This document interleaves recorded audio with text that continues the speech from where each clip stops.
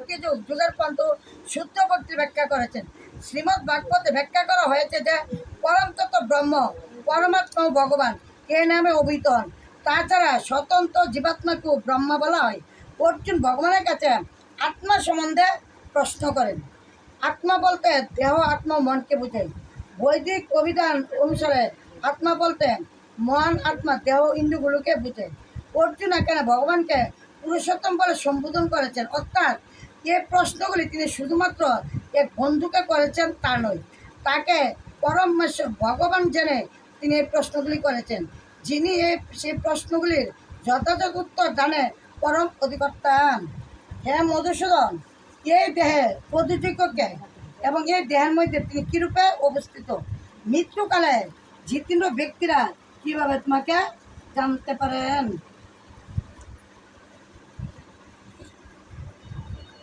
পরমেশ্বর ভগবান বললেন, নিত্য বিনাশরহিত জীবকে বলে ব্রহ্ম এবং তার নিত্য স্বভাবকে অনন্তর বলে। ভূতগণের উৎপত্তি ও ভুক্তিকর সংসারের কর্ম। ব্রহ্ম অবিনশ্য, নিত্য, শাশ্বত, অপরিবর্তনীয়।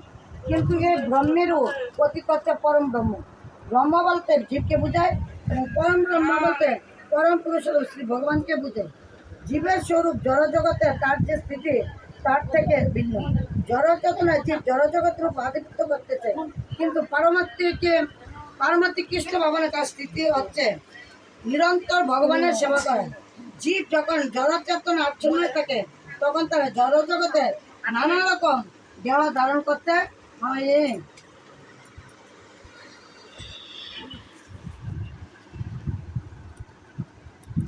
মৃত্যুর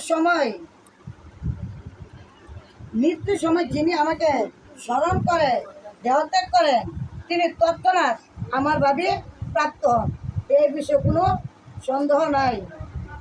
অর্জুন ভগবানকে জিজ্ঞাসা করতেছে যে প্রভু, মৃত্যুর পর মানুষ কীভাবে পাইতে পারে?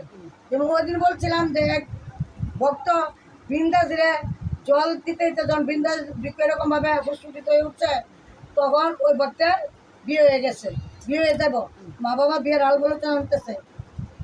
তখন ওই বৃন্দা দেবী ওই কুমারী মেয়ে জিজ্ঞাসা করছে যে তুমি যে আমাকে জল দিতে দিতে তুমি আমরা এত বড় করছো, তোমার জলে আজকে আমি এত বড় বৃক্ষরূপে ফুসফুটিত হয়েছি, তুমি যদি আমার জল না দিতা তাহলে আমি কোনোদিনই কাল পেয়ে যেতাম না।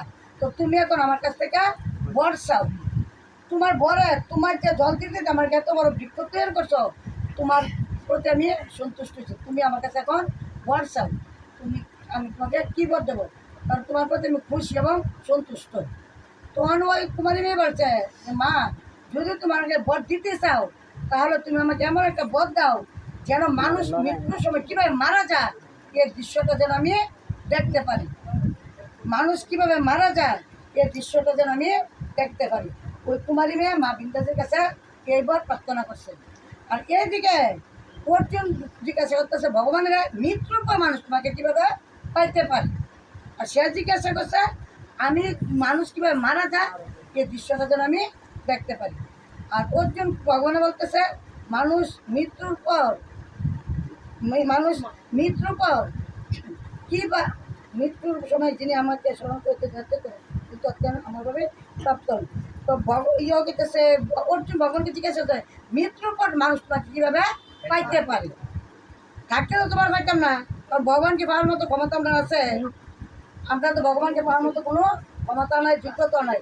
কারণ ভগবানকে যদি আমরা পাওয়ার মতো যোগ্যতা পাইতো তাহলে ভগবান ওই প্রতিনিধি হিসেবে গুরুদেবের আর আমাদের কাছে পাঠাইলেন নিলেন। ভগবানকে আমরা দর্শন করতে পারতাম না বিদায়, বা ভগবান আমাদের সাথে সাক্ষাৎ করতো না বিদায় ভগবান প্রতিনিধি হিসেবে গুরুদেবের পাঠাইছে। তো তখন করতেছে যে মানুষ মৃত্যুর পর মানে কীভাবে পাইতে পারে? তো ভগবান বলতেছে যে শুনো অর্জুন, মানুষ মৃত্যুর পর আমার কীভাবে পাইতে পারে তুমি যেটা জানতে চাইতেছো বুঝলো। তো মানুষ মৃত্যুর পর আমাকে তখনই পাইতে পারে যে মৃত্যুকালে আমার নাম স্মরণ করতে করতে মৃত্যুবরণ করে। যে গোবিন্দ গোবিন্দ নাম স্মরণ করতে করতে মৃত্যুবরণ করে সে আমার ভাবে প্রাপ্ত হয়, তাতে কোনো সন্দেহ নাই, এর মধ্যে কোনো ঝামেলা নাই, এটার মধ্যে কোনো সন্দেহ নাই যে যে যে ব্যক্তি ভগবানের নাম স্মরণ করতে হতে মৃত্যুবরণ করছে সে কি স্বর্গে দেবে না নরকে দেবে, এটা না কোনো আলোচনা কোনো প্রশ্নই ওঠে না। ভগবান বলছে মৃত্যুকালে যে আমার নাম স্মরণ করতে করতে মৃত্যুবরণ করে, সে তৎক্ষণাৎ আমার চরণে লাভ করে। ভগবান অর্জুন প্রশ্ন করতে ভগবান অর্জুনেরা এই দিছে যে মৃত্যুকালে যে আমার নাম স্মরণ করতে করতে মৃত্যুবরণ করে, সে আমার চরণ লাভ করে, তাতে কোনো অর্জুন তাতে কোনো সন্দেহ নাই। আর মৃত্যুকালে যে কর্ণে 16 না 32 কর কর্ণকে শ্রবণ করা, তার মৃত্যুকালে তো মানুষের হৃদয় গান থাকে না, কয়জনের সজ্ঞানে প্রাণ বিসর্জন দেয়, কেউ জব হইতে বেশি জব বিপদ হয়ে থাকা, তখন সে গোবিন্দ নাম কীভাবে স্মরণ করবো? ভগবান তো বলছে আমার নাম স্মরণ করতে মৃত্যুবরণ করলে আমার ভাব প্রাপ্ত হয়। তো তোর মানুষ তো আর মুখে জপ থাকে না, তোর ভগবানের নাম কীভাবে স্মরণ করবো? তোর ইরাম পর্বত থেকে ভগবান বলছেন যে কোনো ব্যক্তি যদি মারা যায়, অন্য কোনো ভক্তের যদি যায়, তার কন্যা হরে কৃষ্ণ 16 নাম 32 শ্রবণ করা, ওই নাম শ্রবণ করতে করতে যদি ওই লোকটা মৃত্যুবরণ করে, ওই ভক্ত আমার চরণ লাভ করে, তাতে কোনো সন্দেহ নাই। যেমন একজন জড়বক্রতা ছিল, এক ভক্তের নাম ছিল জড়বরত। তো বরত তো মনে করেন লক্ষণের এক ভাইয়ের নাম হয়েছে বরত, আর তার এর নাম হচ্ছে জড়বরত। তো এর নাম কেন জড়বরত ছিল? সে কথাবার্তা একটু কম বলত, সে কথাবার্তা কম বলতে বিদায় এর নাম হচ্ছে জড়বরত। তো জড়বরত এক রাজা, সে রাজত্ব করছে, রাজত্ব করার পর এখন তার ভিতরে এমন একটা গোবিন্দের প্রতি একটা ভাব জন্মাইছে, গোবিন্দের প্রতি তার ভক্তি আসছে। এত বছর যাবত আমি সংসারী করতেছি, সংসার কি পেলাম? সংসারের কোনো সার নাই। সংসার করলে আমি ভব নদী পাড়ি দিতে পারবো না। কে বলতেছে? জড়বরত মনে একটা ভক্তিভাব উদয় হয়েছে যে যদি আমি সারা বছর সংসারে মধ্যে থাকি, তাহলে আমি অন্তিম কালে গিয়ে ভগবানের চরণ লাভ করতে পারবো না। তাহলে এখন আমার কী করতে হবে? ভগবানের চরণ লাভ করতে হলো সংসার থেকে আমি পারতাম না, কারণ মানুষের চঞ্চল, সংসার থেকে যদি আমি গোবিন্দ শুরু করে থাকতে পারতাম না। এর জন্য আমি সংসার থেকে গিয়া আমি বনে জঙ্গলে জমগা জড়বর্ত মানে এই ভাব উদয় হয়েছে যে আমি গোবিন্দের জন্য আমার লাভ করতে হইব। তখন কী করছে জড়বরত? সংসার জন্য ছেড়ে দেয়া এক নদীর পার গেছে, বলছে ওইখানে গিয়া আমি ভগবানের আরাধনা করবো, যাতে অন্তিমে ভগবান আমাদের ভগবানের চরণে স্থান দেবে। এই ব্যাপার জড়বরত গৃহত্যাগ করে নদীর তীরে গেছে ভগবানের আরাধনা করার জন্য। সে নদীর পাড়ে বসে ভগবানের আরাধনা করতেছে। কিছুদিন পরে ওইদিকে একটা হরিণীটা ছিল গর্ভবতী হরিণীর বাঘে দিছে একটা দৌড়ানি। তো বাঘে যে হরিণীর দৌড়ানি দিছে, গর্ভবতী হরিণী, সে দৌড়াইতে গিয়া ওই জড়বরত যেখানে বসে ধ্যান করতেছে, ওইখানে গিয়া গর্ভবতী হরিণে পড়ে গেছে, দৌড়তে গিয়ে ওইখানে পড়ে গেছে। পরে তো সাথে সাথে বাচ্চা প্রসব হয়েছে, হরিণীর বাচ্চা একটা প্রসব হয়েছে।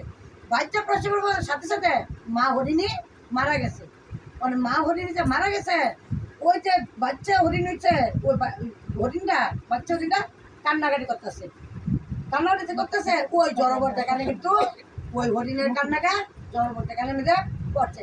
ওইতে সংসার ধর্ম ছাইরা দিয়ে গেছে গা ভগবানের সাধনা করার জন্য, ওইখানে গিয়ে হচ্ছে ভগবানের সাধনা করতে পারল না। যখন হরিণের কান্না জড়বরত কন্যাকে পড়ছে, তাহলে চতুর্দিকে তাকে পিছন তাকে থেকে একটা মা হরিণ এখানে মৃত্যু অবস্থায় সরেছে, বাচ্চা হরিণরা কান্নাকাটি করতেছে।